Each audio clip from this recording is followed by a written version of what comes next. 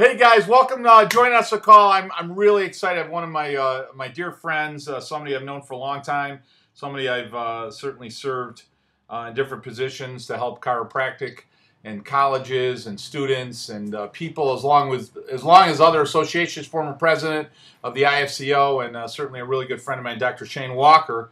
And Dr. Walker is going to be one of our speakers here in Syracuse on September 25th and 26th.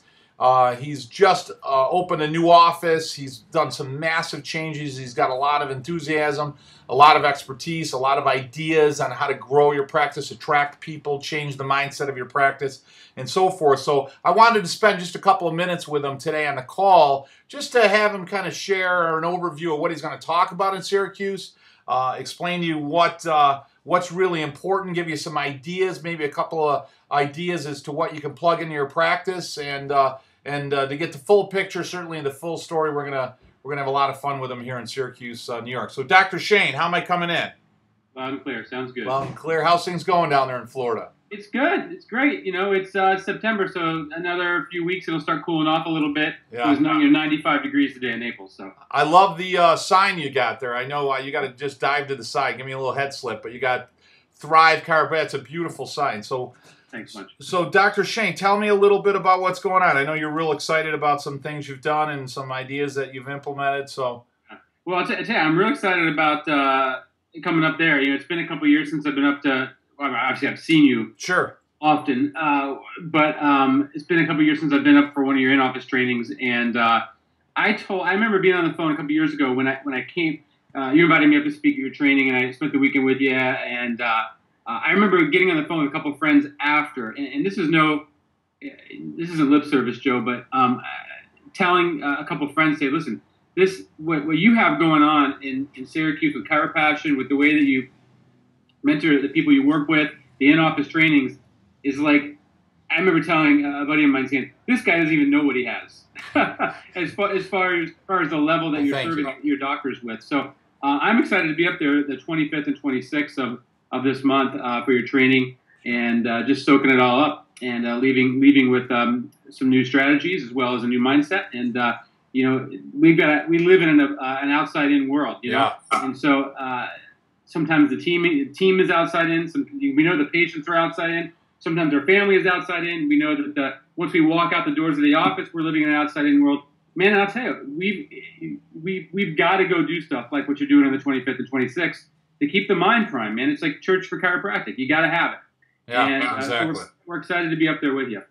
Awesome. Well, we're honored to have you, as you know. So, you know, Shane, just to interrupt you, one of the nicest memories I have, the best memories, is when we spoke at Sherman under the tent. I think I told you, you know, one of those moments in your life that changes your life. I spoke at Sherman, or I was a student to chiropractic philosophy. I had graduated chiropractic school, and I went down there to listen to Reggie Gold, and I listened to him speak under a tent. You know, so to be in the opposite position, to stand in front of, you know, a couple hundred people, and be in that position to help lead and mentor people, certainly a testament to Reggie, and testament to Tom Gilardi and Lyle Sherman and BJ and so forth. But you know, there was three of us, me, you, and Liam, and it was just a wonderful experience that I had. And it just went so well, and I'll always remember that as one of my favorite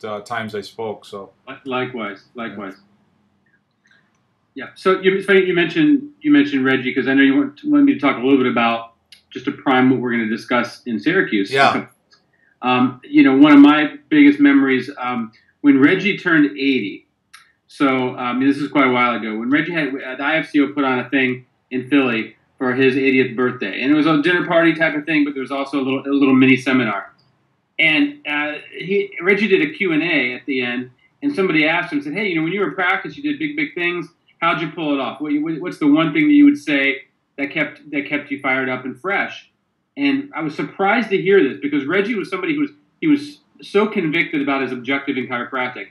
His answer was, he said, I constantly was recreating myself. Yeah. That's surprising coming out of him. Yeah.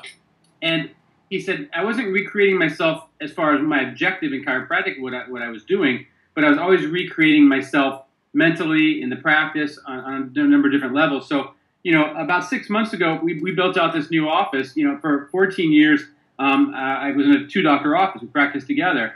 And for a number of different reasons, but one of the big reasons was that the parking. In Florida, it's hard to get quote-unquote medical parking, and people were parking across the street. It was just no longer working for a 2-doctor office. So we built out this new space, and I said, you know what, I'm going to look at this thing.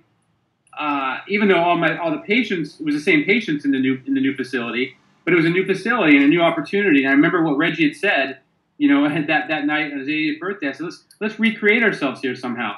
And so I started reading, looking at all these different things. And a couple of things I want to share with you real quick here, Joe, and people that are watching. And we're going to elaborate on this more in Syracuse. Beginning to change the mindset that we don't need the new patients. Yeah. Right. And it's not a cliche, but they need us. Right. And they need us really freaking bad. Right. Like, really bad. And coming to this understanding that, when I walk in to Joe Borio's office, Joe Borio is the prize. Right. Right. Joe Borio is the prize. I'm the prize. You as the chiropractor, you are the prize. And there's value there. And the great thing about it is there's always a market for value. There's always a market for value. And so we wanted to really raise the value and the respect and the level of reverence for what a chiropractic adjustment was when we only moved a half mile in the new facility, but we really wanted to raise that bar. And a few things that we did. Number one, and I also learned this from you, whereas I've heard you coaching your people before, where you say, hey, listen, figure out how many people you want to see in a week and work backwards to get there. Right. And you may have said it differently. So I said, that's something we never really did before. We set some short-term goals. Right. And we always said, I want to see a boatload of people. I want to go to this number or that number. But I really never sat down and said, okay, this is the number of people that I want to see per week. And at that point, this sounds weird for a chiropractor to say, but at that point, we're cutting it off. Correct. Okay? And again, this is a thinking that people that come from your world and my world, we don't normally think about. Correct. So, okay, let's set a number, at least for now, that we want to see this many people a week. It's blowing the top off the place for us at our level.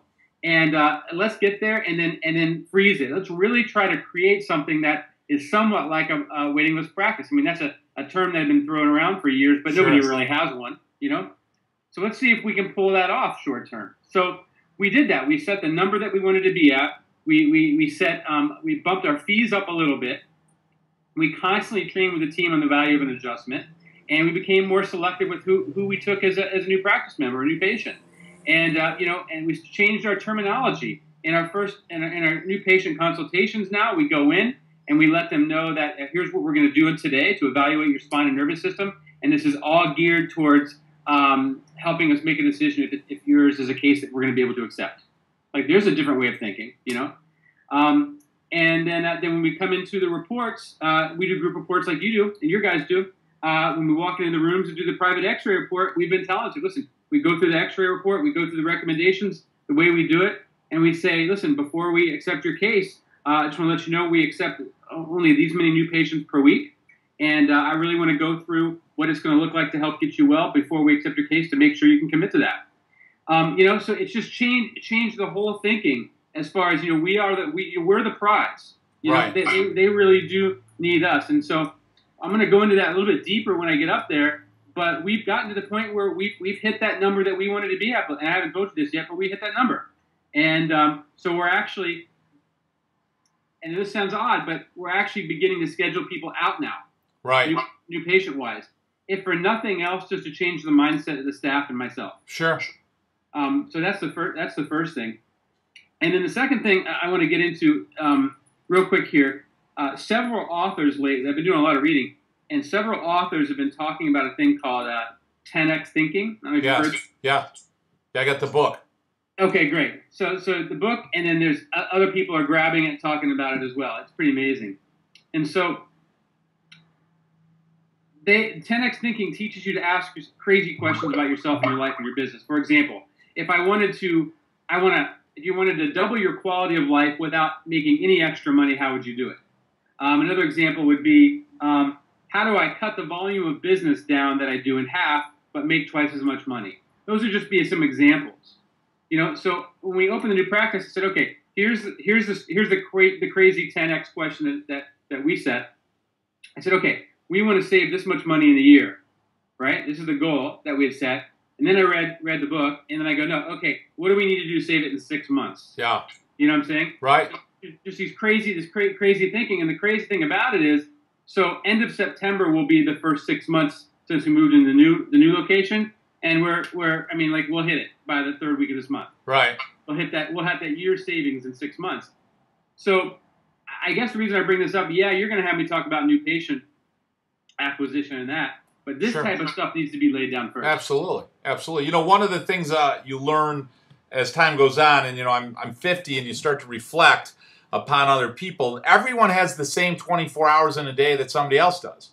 You know, so granted, there's certain people that had a different start or a different approach, and I get that. But you can also, for everyone, you can pick out and say, hey, this guy was brought up in this family, and this guy had those connections, or this woman had those connections, whatever. You can pick another woman or guy out that lived in some slum or some bum or some really bad area that had nothing, and they're at that same level of success. So when you look at the other person up the street, rather than looking at them with jealousy or envy or frustration, you know, I look at them and say, wow, you know what? I'm going to let them lead me. They got the same 24 hours. They're obviously doing something different. When you look at a chiropractor and you say, man, that woman or guy is doing something better, they're doing something different. They're doing something better. It doesn't make you a bad person. They're doing something better, more effective, more profitable, more efficient in their 24 hours than you are. And we need that thirst and hunger within the profession to say, listen, I'm going to look at that person as a good person, and I want to say, hey, what the hell are you doing? Because I want to do that well, if not better. And that's what you're doing, obviously. That mindset asks you to look inward rather than outward, which is so chiropractic anyway. So yeah, it's supposed to be. yeah, awesome. And talk to me. You know, the theme of this event is how to build the practice of your dreams. So when we talk about that, you know, I look at you and I see you. You know, you start talking about the office and you're smiling, you're excited, you become animated. You know, tell me what benefit there is. I mean, I know it and you know it, but for people listening, what's the benefit of having, a better office, in the sense of an office that fits your dreams, an office that you set out goals and you achieve? What's the benefit? How does that trickle in other areas of your life? Well, here's the thing. I was talking to another buddy of mine a couple weeks ago about this, and we were talking about just life, from marriage to kids to family and all this stuff. And I said to him, whether this is right or wrong, and it's probably wrong, but whether it's right or wrong, the reality is, as chiropractors, how happy, fulfilled, and successful we are in practice, unfortunately, really does, to a large extent, dictate how we're doing in other areas. 100%.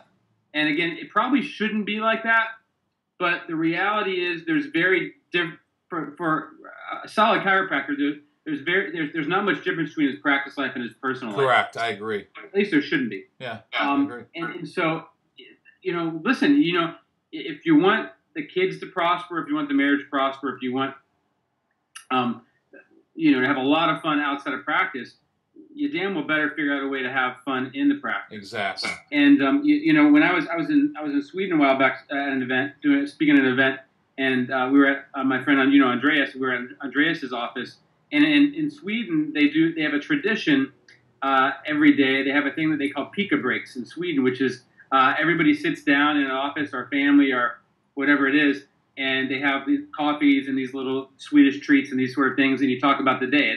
In fact, at any point in a business in Sweden, a manager or owner will say, "Hey, we're stopping. Let's have a pika break." Right? It's kind of a neat thing. So we kind of started doing that sort of thing in the office as well. At the end of the shift. Yeah. Right? Now, we've all done huddles for years pre-shift, but we do these little pika breaks at the end of some of the shifts. And we say, listen, okay, what were the victories today? What inspired you? What bummed you out? What was an irritant? What successes did we have? We kind of just talk through some things. And it just makes for a more fun environment. Yes. Like the staff is happier because, you're not just this maniac that comes in and blows through 150 adjustments in a day, 200 adjustments in a day, and then runs out the office. But you actually sit down with them. It doesn't take more than 3 minutes. And so, yeah, I mean, it bleeds over. If you're having fun and looking for ways to do these sort of things in the office, life gets better outside. It really does. Sure does. Yeah, one of the things we always say is, the better, the same idea, the better your practice is, the better your life is, the better your life is, the better your practice is. And one of the other things you realize when you look at chiropractors, I call them super successful, the chiropractors that are really super successful. And I don't mean just a financial standpoint. I mean, in many areas, you'll find that it's really difficult to see the delineation between the practice and their life, and that's essentially what you're saying. I'm not a chiropractor, and then the bell goes off at 6 o'clock. I go home, and now I'm not a chiropractor. I'm over there talking. I just got done coaching football, and they got all these state rules and regulations, so I can't really talk chiropractic to the kids. So I'm over there talking to the coaches. One's got some lower back, the other one's got allergies. We got into a big chiropractic talk before I came over here. So you can't separate one from the other. And when you find that the joy and the happiness that you're having is equal in all areas, you can't differentiate between work and play, because they both, they're both the same. And that's really what you're talking about, which is awesome. You know what about that is, I hear you, Joe, but there's people that listen to you say stuff like that. Yeah. And you know what chiropractors say? They go, you know what? I just don't want to have to be on all the time. I don't want to have to be like, can I just be a human being and not a chiropractor all the time? Or why do I have to have a focus and a vision and all this kind of mumbo jumbo just to have a successful, happy life? And people look at living like the way you do chiropractically and being focused and driven and setting goals and doing all these things. They look at it as a lot of work. Yes. And look at it as a grind and a hard way to live. Sure. But I think certainly what and what people will experience once they give it a shot of having a purpose, having a vision, letting chiropractic bleed into your whole life. Yes. It's actually easier to live like that. Correct. Sure it is. Because you're not going, at the end of the month, well, crap, we only saw... right, exactly. Now I got to go figure out a way on October 1st to blow the business up. Right. That sucks. That's tiring, and that goes nowhere. Exactly right. So it's a lot easier doing it the way you're doing it. Well, exactly. And not only that, I mean, how do we know that? Because, Tony Robbins, one guy that I was talking about, one of my favorite quotes is, if you want to be successful, model success. So here's an idea. Let's step back and look at people who do really well. It doesn't even have to be chiropractic.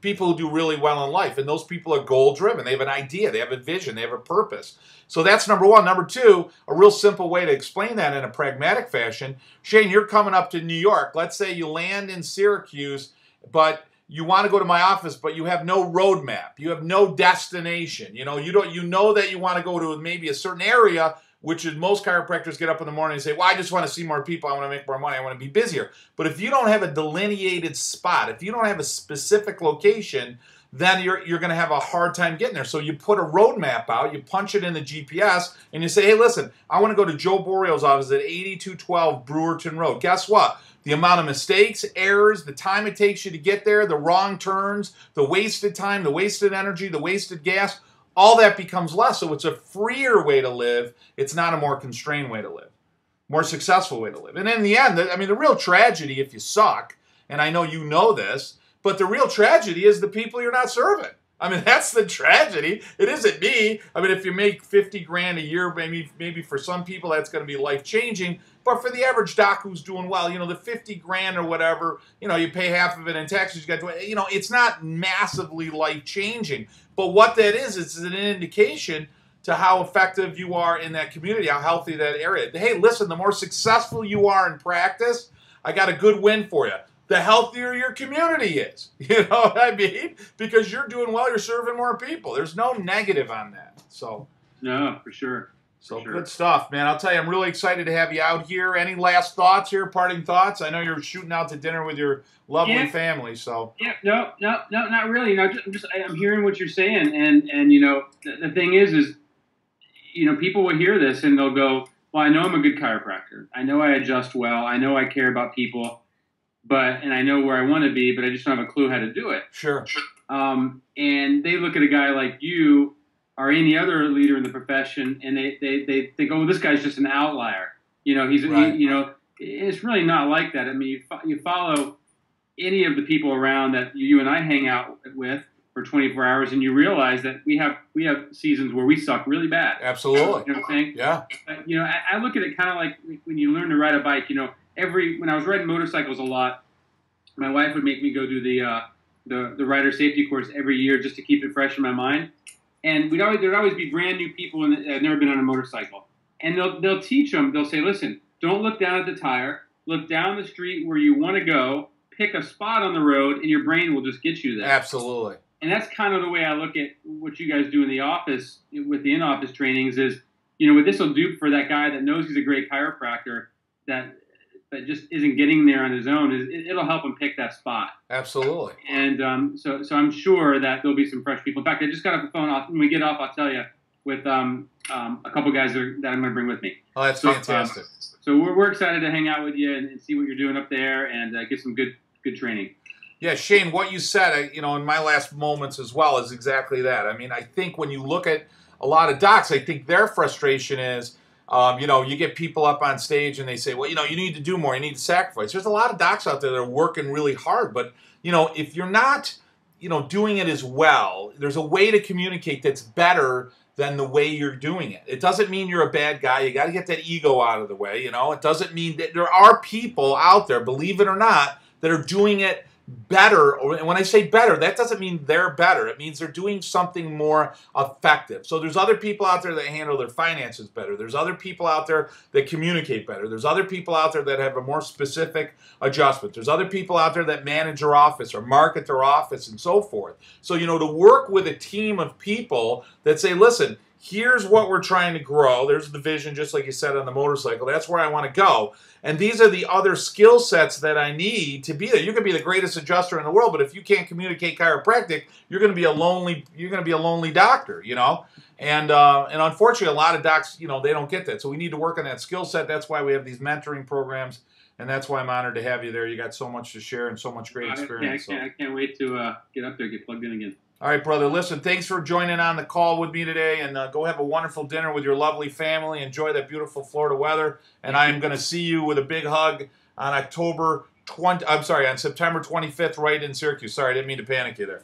So. It's okay. We're good to go. I'll be there, man. All right, brother. Talk to you soon. Okay, bye. Best friend gave me the best advice.